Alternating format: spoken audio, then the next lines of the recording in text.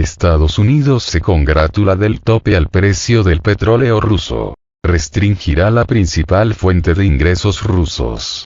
El gobierno de Estados Unidos se ha congratulado por el acuerdo del tope al precio del petróleo ruso transportado por mar al que han llegado este viernes los miembros de la Unión Europea, asegurando que la medida restringirá la principal fuente de ingresos de Rusia. Juntos, el G7, la Unión Europea y Australia han establecido un tope al precio del petróleo ruso transportado por mar que nos ayudará a lograr nuestro objetivo de restringir la principal fuente de ingresos de Vladimir Putin para su guerra ilegal en Ucrania, preservando al mismo tiempo la estabilidad de los suministros energéticos mundiales, ha aseverado en un comunicado la secretaria del Tesoro de Estados Unidos, Janet Yellen. El anuncio de hoy es la culminación de meses de esfuerzo por parte de nuestra coalición, y elogio el duro trabajo de nuestros socios para lograr este resultado, ha agregado. Según Yellen, el límite de precios fomentará el flujo de petróleo ruso con un precio más bajo en los mercados mundiales y está diseñado para proteger a los consumidores y a las empresas de las interrupciones del suministro mundial. En este sentido, ha subrayado que la limitación de los precios beneficiará especialmente a los países de renta baja y media, que ya han soportado el peso de los elevados precios de la energía y los alimentos, exacerbados por la guerra de Putin, asegurando que estos países se podrán beneficiar de una mayor estabilidad en los mercados energéticos mundiales. La medida de hoy también ayudará a restringir aún más las finanzas de Putin y a limitar los ingresos que está utilizando para financiar su brutal invasión. Dado que la economía rusa ya se está contrayendo y su presupuesto es cada vez más escaso, el límite de precios reducirá inmediatamente la fuente de ingresos más importante de Putin, ha sostenido la secretaria del Tesoro. Los Estados miembros de la Unión Europea han llegado este viernes a un acuerdo para fijar un techo de $60, unos 57 euros al cambio, al precio del petróleo ruso, han confirmado fuentes diplomáticas a Europa Press, en una negociación que ha culminado a escasos 3 días de que entre en vigor el embargo a la compra de crudo ruso aprobada formalmente en octubre. La medida sigue el acuerdo alcanzado en el seno del G7 para fijar un tope entre 65 y 70 dólares al crudo ruso, y está dirigida al petróleo transportado por mar y no afectará al que llegue a Europa a través de oleoducto, después de la excepción lograda por Hungría y otros socios europeos sin salida al mar que aducen su gran dependencia del petróleo ruso.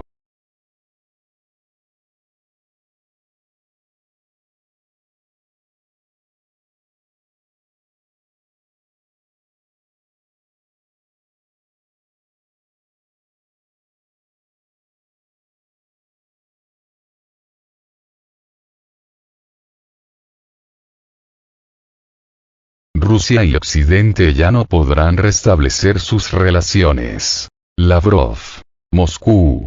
Se llegó a un punto en el que ya no será posible restablecer las relaciones entre Rusia y Occidente, Estados Unidos y sus aliados de la OTAN, Organización del Tratado del Atlántico Norte, declaró este jueves el ministro de Relaciones Exteriores de Rusia, Sergei Lavrov. Si algún día nuestros vecinos de Occidente y antiguos socios de repente se interesan en restablecer los trabajos conjuntos sobre la seguridad europea, no se podrá. Ya que restablecer significa volver a lo que se tenía antes. Y eso es imposible, explicó Lavrov en una conferencia de prensa por internet dedicada a la seguridad europea. El jefe de la diplomacia de su nación convocó de urgencia a los reporteros después de que las autoridades de Polonia, que ejerce la presidencia rotatoria de la OSCE, Organización para la Seguridad y Cooperación Económica, le negaron la entrada a la ciudad polaca de Lodz, que ayer y hoy alberga una reunión del Consejo de Cancilleres de la organización, de la cual Rusia es miembro. Lavrov aprovechó la ocasión para repetir algunos de los argumentos rusos para justificar la guerra que libra en Ucrania desde hace 9 meses. Que Estados Unidos y sus aliados de la Organización del Tratado del Atlántico Norte, OTAN, son parte de esa guerra no solo por suministrar armamento a Ucrania, sino por preparar a sus militares en Gran Bretaña, Alemania, Italia y otros países. Que el Kremlin ataca con misiles la infraestructura energética de Ucrania debido a que ésta permite a los países occidentales atiborrar al régimen neonazi de Kiev de armamento que mata a rusos. Que la Federación Rusa lleva a cabo en Ucrania una operación militar para defender sus intereses legítimos con base en el derecho internacional y no conforme a las reglas que los estadounidenses imponen a otros. Que Moscú decidió posponer las conversaciones sobre reducción de armamento nuclear esta semana, por cuanto es imposible hablar de estabilidad estratégica en este momento, cuando se ignora todo lo que ocurre en Ucrania. Que la OTAN retoma las prioridades de la Guerra Fría y quiere dejar a Rusia fuera de Europa, y la Organización para la Seguridad y Cooperación Económica es ya una organización marginal y su actual presidencia rotatoria, Polonia, está cavando su tumba al fragmentar los espacios europeos. Que la Unión Europea miente cuando asegura que no se impusieron sanciones a los cereales y fertilizantes rusos, ya que, si bien no figuran en la lista de restricciones, Rusia no puede realizar transacciones bancarias para financiar las exportaciones y sus embarcaciones no pueden atracar en puertos europeos ni puede asegurar las cargas. Que Rusia no ha solicitado ni necesita negociar con Ucrania para ganar tiempo, pero que si alguien está interesado en encontrar una solución negociada, está dispuesta a escucharlo. Que si Washington y sus aliados de la OTAN reconocen sus errores y expresan el deseo de discutir los documentos propuestos en diciembre del año pasado, sería muy positivo, pero dudo que lo hagan. Es más, no solo rechazan las propuestas de Rusia sobre garantías de seguridad, sino emprendieron decisiones que contradicen la perspectiva de reanudar el diálogo. Que el Papa Francisco exhorta a iniciar negociaciones, pero hace declaraciones poco cristianas al decir que dos pueblos rusos, el checheno y el buriata, cometen atrocidades durante los combates y que Rusia espera que no vuelva a hacer ese tipo de acusaciones. El Consejo de Seguridad de Ucrania propuso prohibir grupos religiosos afiliados a Rusia, incluyendo a la Iglesia Ortodoxa Ucrania del Patriarcado de Moscú.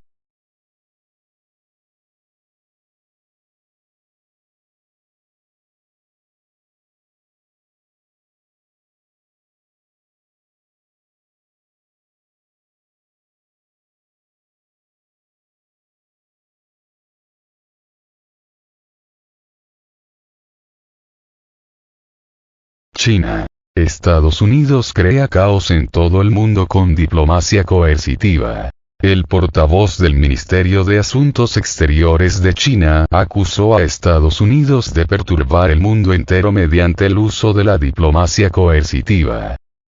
Zhao Lijian, en su rueda de prensa de los viernes, respondió a los comentarios del secretario de Estado de Estados Unidos, Antony Blinken, quien aseguró el miércoles que los socios de la Organización del Tratado del Atlántico Norte, OTAN, muestran una creciente convergencia para hacer frente a los retos que plantea el gigante asiático. El vocero chino rechazó las declaraciones de Blinken, asegurando que evidencian la mentalidad de Guerra Fría y tienen un sesgo ideológico. No es China, es Estados Unidos el que es el origen y experto en la diplomacia coercitiva. Desde la amenaza de la fuerza hasta el aislamiento político, desde la sanción económica hasta el bloqueo tecnológico. Washington, prosiguió Zhao, tiene un largo historial de difundir la desinformación y utilizar indiscriminadamente la fuerza para provocar problemas en todo el mundo.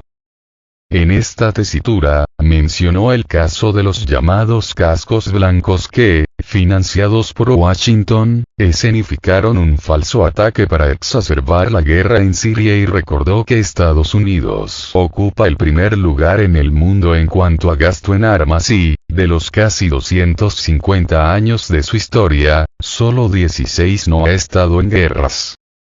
Estados Unidos opera más de 800 bases militares en el extranjero.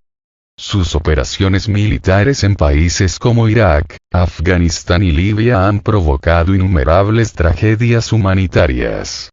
Los aviones militares y los buques de guerra estadounidenses constantemente hacen alarde de poder en todo el mundo.